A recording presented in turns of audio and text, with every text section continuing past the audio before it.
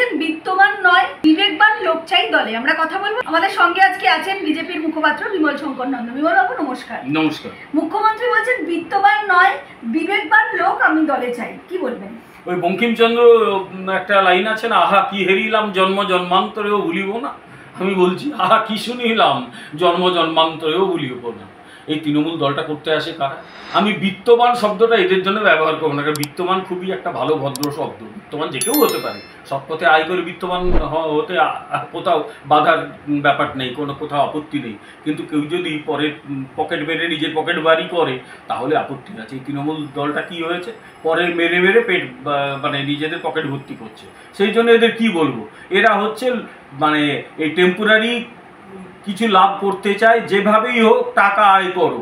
আচ্ছা ওনাকে আমি শুধু একটা অনুরোধ করি, দয়া করে এই বিভিন্ন পুরসভার কিছু কাউন্সিলর তাদের একটু সম্পত্তির হিসেবটা নিন তো।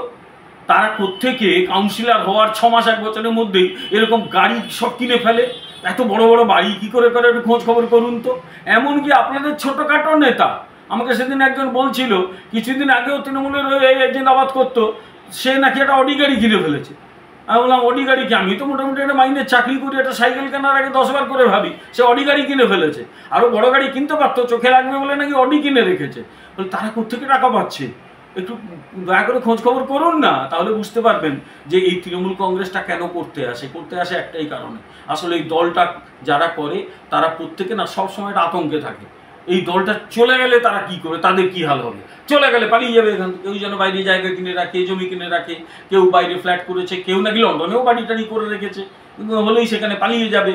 কারণ এরা খুব ভালো জানে এরা মানুষের সঙ্গে যা করছে, একদিন যখন ক্ষমতা থেকে যাবে তখন তো মানুষ এদের ঘুরে এদের দিকে তাড়া করবেই। এদের দিকে মুখ যখন বাড়াবে তখন এরা যাবে কোথায়? সিপিএম বেঁচে গেছে, কারণ সিপিএমের এই যারা চুরি করতো তারা সব তৃণমূলে ঢুকে পড়েছে ওদের এক্সপার্টাইজ নলেজ নিয়ে, আর সেই এক্সপার্টাইজ নলেজ নিয়ে এরা আরও বেশি করে চুরি করছে। কিন্তু বিজেপি যেদিন ক্ষমতায় আসবে তখন তো এই চোররা বিজেপিতে ঠাঁই পাবে না, তখন কি হাল হবে এদের? সেই ভয়ে এরা বিত্তবান হচ্ছে, কোড আনকোড বিত্তবান কামাচ্ছে। দয়া করে আর চুল বাঁচবেন না, তাহলে গোটা কম্বলটাই সাফ হয়ে যাবে। বিবেকবান তৃণমূলে নেই, কেউ নেই, কোনো বিবেকের পদার্থ নেই। যদি বিবেক থাকতো তাহলে এতগুলো মানুষের মৃত্যু হতো না নির্বাচনের ব্যাপারে। 21 থেকে বা পঞ্চায়েত নির্বাচনের পর এত মানুষের মৃত্যু হতো না যদি এই দলটার বিবেক থাকতো। বিবেকও নেই, কিচ্ছু নেই, এদের শুধু আছে টাকা এবং কামাই। দলটা সেভাবেই চলছে। কতদিন? মনে হয় না খুব বেশি দিন চলবে। শুধু বিহারের উদাহরণ দিই, বিহারে লালুর আমলেও এই হতো। সেই লালু এবং তার ওই আরজেডি দল ক্ষমতায় মাঝখানে নীতিশকে ধরে এলেও আবার ক্ষমতার বৃত্তের বাইরে চলে গেছে। আসা খুব কঠিন, কারণ এই চুরি করে লালুকে কিন্তু জেল খাটতে হয়েছিল। জেল থেকে যেটা বেরিয়েছে ওটা লালু প্রসাদের একেবারে ওই প্রেত বেরিয়েছে। যারা এখানেও চুরি করছে জেলে যেতে হবে, জেল থেকে প্রেত মূর্তিগুলো বেরোবে, ভালো লোক বেরোবে না, বলে দেবে। বিমলদা, 21শে জুলাইয়ের মঞ্চ থেকে মুখ্যমন্ত্রী বললেন বাংলাদেশের যা পরিস্থিতি, বাংলাদেশ থেকে যদি কেউ আসে পশ্চিমবাংলায় তাহলে তাদের আমরা আশ্রয় দেব, তাদের স্বাগত জানাবো। এবং আনন্দপুরের ঘটনা 4 জন বাংলাদেশিকে ধরা হয়েছে যাদের কোনো পরিচয়পত্র নেই। কি বলবেন, 21-এর মঞ্চ থেকে মুখ্যমন্ত্রীর এই ধরনের বার্তা কি ইঙ্গিত করছে? না, একটা কথা বলি, এটা মুখ্যমন্ত্রী বলতেই পারেন না। মুখ্যমন্ত্রী জানেনই না তার এলাকা কতটা, রাজ্যের এলাকা কতটা, কাকে আশ্রয় দেওয়া হবে কি হবে না সেটা নির্ভর করে কেন্দ্রীয় সরকারের ওপর। একটা বিষয় মনে রাখতে হবে, একটা জায়গা থেকে উৎখাত হয়ে কেউ যদি অন্য দেশে যায় ইউজুয়ালি তাকে উদ্বাস্তু বলা হয়। তার একটা আন্তর্জাতিক মানে নিয়ম আছে, কিন্তু ভারত তার সিগনেটরি নয়। তবে ভারত উদ্বাস্তুদের আশ্রয় দিয়ে থাকে। 1946-47 সালে লক্ষ প্রায় কোটির কাছাকাছি উদ্বাস্তু ভারতে এসেছিল এবং তার একটা বড় অংশই এদেশে সেটেল করে গিয়েছিল। 1971-72-এও 50-60 লক্ষ উদ্বাস্তু চলে এসেছিল, তার একটা বড় অংশ ওরা ফিরে চলে যায় বাংলাদেশ যখন স্বাধীন হয়। ভারত ওই চুক্তিতে সই না করলেও ভারত কিন্তু উদ্বাস্তুদের সম্মান দেয়, মর্যাদা দেয়। এটা ঠিক করে কেন্দ্রীয় সরকার, এটা মুখ্যমন্ত্রী ঠিক করতেই পারেন না, এ নিয়ে তিনি কিছু কথা বলতেই পারেন না। তিনি কেন্দ্রের কাছে কিছু প্রস্তাব করতে পারেন যে আমি এই চাই ইত্যাদি, প্রকাশ্য সভায় আমরা চাই এই, অর্থাৎ তিনি যেন সিদ্ধান্ত নিয়ে নিচ্ছেন, ওটা উনি পারেন না। ওনার কথায় কিন্তু ওখানে যারা অনুপ্রবেশকারী তারাই উৎসাহিত হবে। এবং জানি না যারা এখানে ঢুকলো কি করে তারা ঢুকছে, ভারত বাংলাদেশ বর্ডারে তোমার যাওয়ার অভিজ্ঞতা আছে কিনা জানি না, আমি একাধিকবার গিয়ে দেখেছি অ্যাবসলিউটলি একটা পোরাস বর্ডার, একেবারে ফুটোফাটা বর্ডার। সেখানে প্রতিটি মানুষ বা বিএসএফ তো আর হাতে হাত লাগিয়ে থাকতে পারে না, যার জন্য বিএসএফ সেখানে একটা বড় এলাকা চাইছে, রাজ্য সরকার এলাকা দিচ্ছে না। বিএসএফ সেখানে অনেকগুলো নতুন চৌকি বানাবে বলছে, সেটা রাজ্য সরকার দেয়নি। রাজ্য সরকার কি চাইছে যে অনুপ্রবেশগুলো ঘটুক। এবং আমরা দেখেছি যে বিগত বেশ কিছুদিন ধরে এর জন্য বামেরাও সমানভাবে দায়ী, যে এই বর্ডার এলাকায় ডেমোগ্রাফিক চরিত্র বদলে যাচ্ছে, জনসংখ্যাগত চরিত্র বদলে যাচ্ছে। মানে সেখানে হিন্দুরা পিছু হটছে, বিশেষ ধর্মের মানুষের সংখ্যা বাড়ছে। একটু দয়া করে চলে যাও মুর্শিদাবাদের বিভিন্ন অঞ্চলে, মালদার বেশ কিছু অঞ্চলে, উত্তর দিনাজপুরের বেশ কিছু অঞ্চলে, দক্ষিণ 24 পরগনা বেশ কিছু অঞ্চলে, উত্তর 24 পরগনাতেও। তোমার ব্যাপারটা আমি তোমার হাতেই ছেড়ে দিলাম, গিয়ে খোঁজ নিয়ে দেখো পরিস্থিতি কি। মুখ্যমন্ত্রী এই ধরনের কথা বললে, যে কথা উনি বলতে পারেন না সেই কথা বললেন, ফলে আর কি হবে? অনুপ্রবেশকারীরা উৎসাহিত হবে। দয়া করে এই কথা উনি যেন না বলেন, কারণ এই কথা বলার কোনো এখতিয়ার, ইংরেজিতে যাকে বলে লোকাল স্ট্যান্ডার্ড, সেটা ওনার কিন্তু নেই। কিন্তু বিষয়টা যে মুখ্যমন্ত্রী আরেকটি কথা বলেছেন, তিনি বলছেন যে হিন্দুস্তানের সাথে বাংলার সম্পর্ক মানে রিলেশন যাতে ভালো হয় সেটাই চাই। মানে তিনি এই বক্তব্যটা থেকে তিনি কি ইঙ্গিত করতে চাইলেন? মানে হিন্দুস্তান আর বাংলা কি আলাদা? বাংলা তো হিন্দুস্তানেরই একটি অঙ্গরাজ্য, তাহলে সেই জায়গায় দাঁড়িয়ে উনি এটাকে কি মিন করতে চাইলেন? কাল থেকে এটা নিয়ে সোশ্যাল মিডিয়া একেবারে মানে ব্যাপক আলোচনা চলছে যে কি মিন করতে চাইলেন। প্রথম কথা, ইউজুয়ালি আমরা যারা বাঙালিরা হিন্দুস্তান শব্দটা ব্যবহার করি না, আমরা ভারত শব্দটা ব্যবহার করি, কিন্তু উত্তর ভারতের অধিকাংশ লোকজন হিন্দুস্তান শব্দটা ব্যবহার করে। আবার পাকিস্তানে গিয়ে দেখবে পাকিস্তানের লোকজন ওটা ইন্ডিয়া বা ভারত বলে না, ওরা কিন্তু হিন্দুস্তান শব্দটা ব্যবহার করে। বাংলাদেশে গেলে দেখবে ওরা ভারত ওটা বলে না, ইন্ডিয়া বলে। তাই বিভিন্ন অঞ্চলের লোকজন বিভিন্ন রকম কথা বলে। তো পাকিস্তানের লোকজন হিন্দুস্তান বলে। স্বাধীনতার পরে অনেকে দাবি করেছিল দেশটার নাম যেন হিন্দুস্তান হয়, কিন্তু এটা মানা হয়নি, ভারতবর্ষ নাম রাখা হয়েছে এবং ইংরেজিতে ইন্ডিয়া রাখা হয়েছে। এখন আবার ভারতের শব্দটার ব্যবহার বেশি করে হচ্ছে। কিন্তু আমার বক্তব্য, হিন্দুস্তানের সঙ্গে বাংলার সম্পর্ক ওই মানেটা কি? বাংলা মানে পশ্চিম বাংলাকে হিন্দুস্তানের অঙ্গ নয়? এবার কি কথাবার্তা? সেটা কি ভারতের অঙ্গ নয়? ভারতবর্ষের একটি রাজ্য হচ্ছে বাংলা, তার সঙ্গে ভারতের সম্পর্ক কেমন হবে that is determined by the constitution. ওটা মুখ্যমন্ত্রী ঠিক করে দেবেন না, ওটা সংবিধানে নির্ধারিত সম্পর্ক। আসামের সঙ্গে কেন্দ্রের যা সম্পর্ক, উড়িষ্যার সঙ্গে কেন্দ্রের যা সম্পর্ক, এই বাংলা অর্থাৎ পশ্চিম বাংলার সঙ্গেও কেন্দ্রের সাংবিধানিক সম্পর্ক এক। ফলে হিন্দুস্তানের সঙ্গে বাংলার সম্পর্ক এই কথা বলে কোথাও তো মনে হচ্ছে যেন উনি কি নিজেকে প্রধানমন্ত্রী ভাবা শুরু করে দিলেন নাকি, আর পশ্চিমবাংলাকে স্বাধীন ভাবছেন। ওই স্বপ্ন সফল হবে না জীবনে। শ্যামাপ্রসাদ মুখার্জি এই রাজ্য গঠনে গুরুত্বপূর্ণ ভূমিকা পালন করেছিলেন, তার সহযোগী ছিলেন তৎকালীন বাংলার জাগ্রত মনীষা মেঘনাদ সাহা, সুনীত কুমার চট্টোপাধ্যায়, এরা প্রত্যেকে, শিশির কুমার মিত্র, আরও বহু মানুষ। পশ্চিম বাংলা তৈরি হয়েছিল, তা নইলে গোটাটাই পাকিস্তানে চলে যাচ্ছিল সুরাবর্দির সঙ্গে। যে স্বাধীন বাংলা হলে ওটা কিছুদিনের মধ্যেই পাকিস্তানে জয়েন করতো, আর আমরা একদম উৎখাত হয়ে চলে যেতাম বিহারে বা উত্তরপ্রদেশে, আর তারাও আমাদের ঠাঁই দিত না। ফলে এই কথা ভাবার মধ্য দিয়ে কোথাও একটা নিজেকে প্রধানমন্ত্রী ভাবার দেখা যাচ্ছে না। তো আমার তো মনে হচ্ছে তাই। ভাববেন না, আপনি জীবনে প্রধানমন্ত্রী হতে পারবেন না। পশ্চিমবাংলা শ্যামাপ্রসাদ মুখার্জির স্বপ্নের অনুযায়ী এটা ভারতেরই অঙ্গ আছে, ভারতেরই থাকবে, কেউ ওটাকে বদলাতে পারবে না, আমরা বদলাতে দেব না, বলে দিচ্ছি আজকে। বিমলদা, আরেকটা বিষয়ে বারবার বিরোধীরা বলে যে চাকরি নেই, এবং বাংলায় মানে পশ্চিমবাংলায় চাকরি নেই, কোনো শিল্প নেই। মুখ্যমন্ত্রী কালকেও কিন্তু নির্দিষ্টভাবে মঞ্চে দাঁড়িয়ে বলেছেন 10 লক্ষ চাকরি, সরকারি চাকরি তিনি একদম রেডি করে রেখেছেন। কিন্তু এই যে বাকি যে বিরোধী দল আছে, কংগ্রেস, সিপিএম এবং বিজেপি, তারা মামলা করে করে আটকে দিচ্ছে, তিনি চাকরি দিতে পারছেন না। একটা কথা বলি, এই 21শে জুলাইটাকে না আমার অদ্ভুত লাগে। এখানে সিপিএম পরিচালিত সরকার গুলি চালিয়েছিল 93 সালে। সিপিএম যে সরকার চালাতো, আরও দল ছিল, আসলে সিপিএম চালাতো। মারা গিয়েছিল কংগ্রেসের লোকেরা। এটা নিয়ে সভা করে তৃণমূল কংগ্রেস ভুলে গেছে, কংগ্রেসকে সেভাবে সভা করতে দেখি না, আর ওখানে গালি দেয় বিজেপিকে। কি অদ্ভুত! এ তো মানে সে একটা গান আছে না, এ কেমন রঙ্গ জাদু, এ কেমন রঙ্গ, আমাদের ভূপেন হাজারিকার। এ তো অদ্ভুত, কতই রঙ্গ দেখি দুনিয়ায়। আরে মানলো তার সিপিএম, বললো কংগ্রেস, তা সেটাকে ছিনতাই করে সভা করছে তৃণমূল, আর গালি দেয় বিজেপিকে। কি সব অদ্ভুত রাজনীতি। যাই হোক, তো সেই সভাতে 10 লক্ষ চাকরি, আমি ইতিমধ্যে আর একটা রিপোর্ট তোমাকে বলি। রিপোর্ট অনুযায়ী পশ্চিমবঙ্গে বিগত কয়েক বছরে প্রায় 20 লক্ষ চাকরি ধ্বংস হয়ে গেছে, আর মহারাষ্ট্রে 24 লক্ষ চাকরি তৈরি হয়েছে। আমি জানি না এগুলো মানে এই রাজ্যের মানুষজন মনে রাখে কিনা, বা এই তৃণমূলকে যারা চোখ বন্ধ করে সমর্থন করে তারা মনে রাখে কিনা।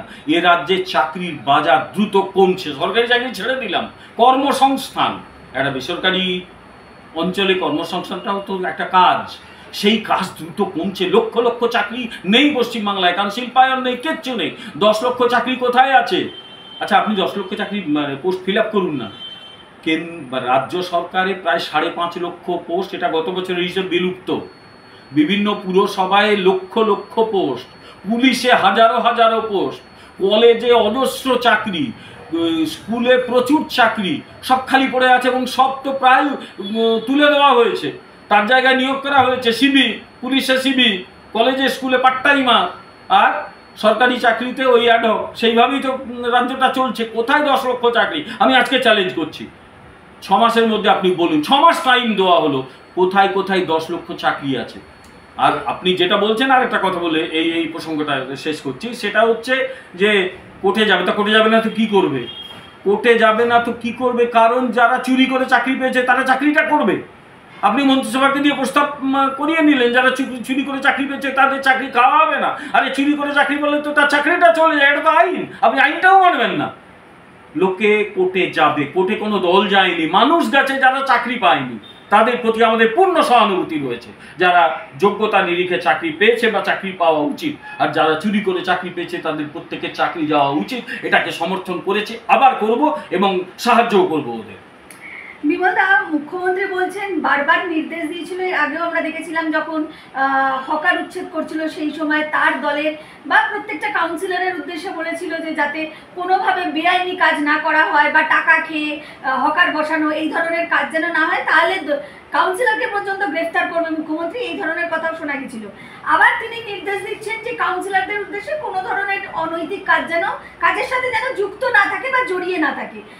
তারপরেও লাগাতার বিভিন্ন ধরনের ঘটনা সামনে আসে। তাহলে কি কোথাও মুখ্যমন্ত্রীর এই বার্তা নিচু স্তরের কর্মীদের কাছে বা তাদেরই দলের কাউন্সিলর থেকে শুরু করে যারা বিধায়ক বা তাদের দলের নেতাদের কাছে পৌঁছচ্ছে না, নাকি তারা বার্তা পাওয়ার পরও সুপ্রিমোর কথা শুনছে না? কি বলবেন? এটাই শরৎচন্দ্রের মানে শ্রীকান্ততে মেজদার একটা চরিত্র করেছিলেন না, উনি খালি কে বাথরুমে যাবে স্লিপ ইস্যু করতেন। পড়াশোনা ঘোড়ার ডিম, ওই বাথরুমে কে কবার যাবে স্লিপ ইস্যু হচ্ছে। এখানেও তাই, ইনি বলে যাচ্ছেন কারো শোনার কোনো নেই, আর এনারও খুব একটা ইচ্ছে নেই লোকে মানুক, এরকম চলুক না, আমি খালি নির্বাচনে জিতবো। আমি তোমাকে একটা কথা বলি, এর আগে আমি তোমাকে চাইলে বিভিন্ন টেলিভিশনে ভিডিও ফুটেজে নিয়েও দেখিয়ে দেবো। হাওড়া অঞ্চলে উলুবেড়িয়াতে একজন কাউন্সিলরকে দেখিয়ে বলেছিলেন, ওই কে তোমাকে ওখানে না ছুঁয়ে তো একটা ফ্ল্যাট ওঠে না। আচ্ছা, একজন কাউন্সিলরকে না ছুঁয়ে যদি ফ্ল্যাট না ওঠে, কাউন্সিলর কি খুব ন্যায় কাজ করছিল? আপনি কেন ধরেননি তাকে? তাকে গ্রেপ্তার করতে পেরেছেন? পারেননি। আপনি সেদিন মিটিংয়ে একজন মন্ত্রীকে বললেন যে সল্টলেকে লোক বসাচ্ছে টাকা নিয়ে, আর সে মন্ত্রীও মাথা নিচু করে শুনে গেল। সে যখন প্রতিবাদ করেনি, তাহলে ঠিক সরকারি জায়গায় কেউ যদি লোক বসায়, আমি যতদূর আইন বুঝি, তার তো একটা জামিন অযোগ্য গ্রেপ্তারি পরোয়ানা হয়ে যায়। তারপরে সে যদি বসিয়ে দেয় টাকা নিয়ে, আপনিই বললেন, তিনিও শুনলেন, চুপ করে রইলেন, মানে ঘটনাটা সত্যি। তো তারপরেও তিনি কি করে মন্ত্রিসভায় আছেন? আপনি বা রেখেছেন কি করে?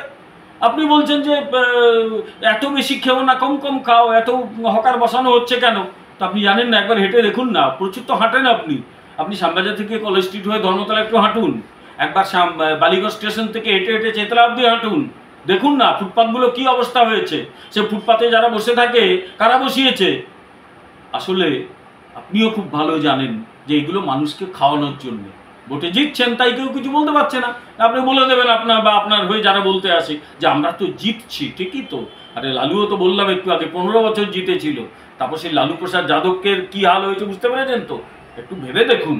তাই যা করছে এরাই করছে, সতর্ক করছে এরা, অন্যায় করছে এরা, সব ওদের মধ্যেই, অন্য কিছু নেই। সব গৃহবিবাদ চলছে ওদের, ওখানে আমাদের কিছু বলার নেই। অভিষেক বন্দ্যোপাধ্যায় বলছেন যদি পার্থ চট্টোপাধ্যায় গ্রেফতার হয় তাহলে ধর্মেন্দ্র প্রধান গ্রেফতার হবে না কেন, প্রশ্ন তুলছেন, কি বলবেন? কারণ পার্থ চ্যাটার্জি এবং তার বান্ধবীর বাড়িতে কোটি কোটি টাকা পাওয়া গেছে, 50 কোটি 60 কোটি টাকা। ধর্মেন্দ্র প্রধানের বাড়িতে কিছু পাওয়া যায়নি, যাবেও না। তার কারণ, আরেকটা কারণ, যে এখানে স্পোরেডিক দু এক জায়গায় কোশ্চেন লিক হয়েছে এবং সিবিআইকে একদম ফ্রি হ্যান্ড দেওয়া হয়েছে, যেভাবে খুশি তুমি তদন্ত করো, তোমার কাজে কেউ হস্তক্ষেপ করবে না। এখানে সিবিআই তদন্ত আটকাতে সুপ্রিম কোর্ট অবধি গিয়ে কোটি কোটি টাকা খরচ করেছিলেন, কারণ একটাই, আপনার পার্টির আরও অনেকে যুক্ত, ধরা পড়বে নিশ্চয়ই। আমি আশাবাদী, এখনও আশাবাদী যে নিশ্চয়ই কেউ না কেউ বা প্রত্যেকে একদিন না একদিন ধরা পড়বেই। আর নিটের ক্ষেত্রে এটা হয়নি, নিটের ক্ষেত্রে স্পোরেডিক কিছু ঘটনা ঘটেছে, সেগুলো তদন্ত হচ্ছে, অপরাধীদের ছাড়া হবে না। ধর্মেন্দ্র প্রধান যদি দোষী হতেন নিশ্চয়ই সিবিআই আঙুল দেখাতো, আঙুল দেখায়নি। বিজেপির কেউ দোষী নয়, কারণ বিজেপিটা খুব কামানোর জন্য আসে না, পশ্চিমবাংলার শাসক দলটা সবাই কামাই করতেই আসে। আর একটা বিষয়, অভিষেক বন্দ্যোপাধ্যায় কিন্তু একটা বড় অভিযোগ করছে। তিনি বলছেন এই যে নির্বাচন গেল, সেই নির্বাচনের সময় প্রায় 40 লক্ষ টাকা খরচা করে বিজেপি মদ খাইয়েছে, কি বলবেন? 40 লক্ষ টাকা মাত্র? সরি, আমি মিস্টেক করলাম, 40 কোটি। ও 40 কোটি? 40 কোটি কাকে কোথায় মদ খাওয়ানো হয়েছে খোঁজ নিতে হবে, তো খোঁজ দিন, কে কোথায় কাকে 40 কোটি টাকার মদ। হ্যাঁ, পশ্চিমবাংলায় আবার তো আপনাদের কল্যাণে 26 টাকায় পাউচ পাওয়া যায়। 26 টাকায় যদি পাউচ পাওয়া যায় তাহলে 40 কোটিতে কতটা পাউচ হয়, কত লোককে দেওয়া হয়েছে, ওটা ঐকিক নিয়মে করতে হবে আমাদের। সেই ঐকিক নিয়ম করে তখন হয় আলোচনা করা যাবে। ভয় দেখিয়ে, লোভ দেখিয়ে ভোট নেওয়ার ট্র্যাডিশনটা তৃণমূলের, ওটা ওরা শিখেছে সিপিএমের কাছ থেকে, বিজেপির না। বিজেপি সব করে না। বিজেপি বহু বছর ক্ষমতায় রয়েছে গুজরাটে, একবারও কোনো অভিযোগ ওঠে, ওখানে উত্তরপ্রদেশে কোনো অভিযোগ ওঠে? বিজেপি পরপর দুবার কেন্দ্রে ক্ষমতায় ছিল, তৃতীয়বারের জন্য আসন কমে গেছে, কেউ কোনো অভিযোগ তুলতে পেরেছে? কোথাও সামান্যতম গোলমাল হয়েছে? আর পশ্চিমবাংলায় এত হয় কেন? কারণ এরা ক্ষমতায় থাকার জন্য এই কাণ্ডগুলো করে, অপরের দিকে আঙুল তোলে। এসব বলে লাভ নেই, ও গাজোয়ারি কথায় কেউ বিশ্বাস করবে না, এতে বিশ্বাসযোগ্যতা বলে কিচ্ছু নেই। বিমলদা, একদম শেষ প্রশ্ন করব। অভিষেক বন্দ্যোপাধ্যায় কিন্তু বলছেন যে অমিত শাহজি বলেছিলেন ভাগ মমতা ভাগ, কি অবস্থা হলো? মমতাকে ভাগ মমতা ভাগ বলতে গিয়ে বিজেপির এখন নেতৃত্বের ওপরেই যা পরিস্থিতি, এই নির্বাচনের পর দেখাই যাচ্ছে বঙ্গ বিজেপির কি অবস্থা, কি বলবেন? বঙ্গ বিজেপিকে নিয়ে অন্য কাউকে ভাবতে হবে না, অন্য কাউকে ভাবার কোনো দায় আমরা দিইনি, দায়িত্বও দিইনি। আমাদের ব্যাপারটা আমরা সামলে নিতে পারবো। দয়া করে রাজ্যটাকে বাঁচান। রাজ্যের যা অবস্থা, আপনারা বাঁচাতে পারবেন না আমরা জানি, বলতে হয় বলা যে রাজ্যটাকে বাঁচালে আর একটু ভালো হতো। বিজেপির ব্যাপারটা বিজেপি ঠিক বুঝে নেবে। কিভাবে এই তৃণমূল কংগ্রেস জিতছে আমরা জানি, কিভাবে এরা ভোট জোগাড় করছে আমরা জানি, কিভাবে ওরা কেন্দ্রীয় বাহিনীকে নিজেদের মানে চুপ করে বসিয়ে রাখছে পুলিশকে দিয়ে, সেটা আমরা জানি। কেন হঠাৎ পুলিশকে কিছু টাকা ভেট দেওয়া হলো নির্বাচনে ভালো কাজ করার জন্য, সেটাও আমরা জানি। কিভাবে মানুষকে বঞ্চিত করা হয়েছে ডিএ থেকে, সেটাও আমরা জানি। আমরা সব জানি। নির্বাচনে জিতে এরা ভাবছে চিরদিন জিতবে, আর এই সিপিএম 34 বছর জিতেছিল ওদের মতো একটা শক্তপোক্ত সাংগঠনিক দল, তারপর কোথায় উড়ে হাওয়া হয়ে গেছে। এখন এই নির্বাচনে 6% ভোট পেয়েছে, আগের নির্বাচনে 5.8 না কত পেয়েছিল, ওই 0.2 না কত পার্সেন্ট বেড়েছে। গতবারে একজন বাদ দিয়ে সকলের জামানত বাজেয়াপ্ত হয়েছিল, এবারে দুজনের জামানত ওরা রাখতে পেরেছে। এই হাল হয়েছে সিপিএমের। মানুষের জীবন নিয়ে, মানুষের আবেগ নিয়ে খেলার ফল এখন সিপিএম ভোগ করছে, কংগ্রেসও ভোগ করছে। তবু দলগুলো রয়েছে, এই তৃণমূল দলটাই থাকবে না। বলে দিলাম তো, তৃণমূল অনেকে প্রশ্ন করে, এই তোমাদের যখন এটা বেরোবে তোমরা সম্প্রচার করবে, দেখবে এবং ব্যাপক গালিগালাজ করে। কিছু তৃণমূলের লোকজন আছে, বাহিনী আছে, বিশ্রী গালিগালাজ করে, সে করবে যায়। কিন্তু আমি পরিষ্কার বলে দিই যে রাজনীতিতে শেষ কথা বলে কিচ্ছু হয় না। রাজনীতি কিন্তু একটা বহমান প্রক্রিয়া। সিপিএম মনে করতো তারাই চূড়ান্ত, তারাই চিরন্তন, জীবনে কেউ সিপিএমকে সরাতে পারবে না। সেই সিপিএম এখন শূন্য, তোমরা হবে অস্তিত্বহীন। আজকে আমি বলে দিলাম, কাল বা পরশু যেদিন